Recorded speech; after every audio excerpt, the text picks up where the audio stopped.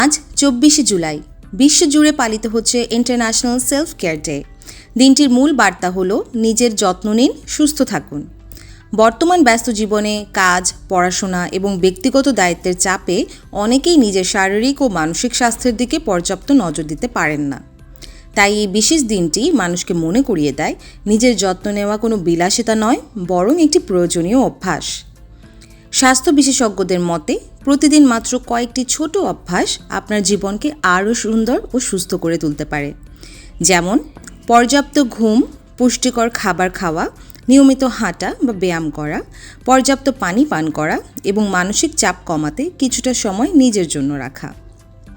এছাড়া পরিবারের সদস্য ও বন্ধুদের সঙ্গে সময় কাটানো, সামাজিক যোগাযোগ মাধ্যম থেকে কিছু সময়ের বিরতি নেওয়া এবং নিজের পছন্দের কাজ করা মানসিক প্রশান্তি বাড়াতে গুরুত্বপূর্ণ ভূমিকা রাখে।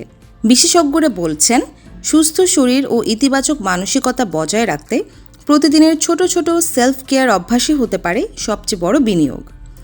আন্তর্জাতিক সেলফ কেয়ার ডে উপলক্ষে আপনার জন্য একটি প্রশ্ন: আজ নিজের জন্য কী করেছেন?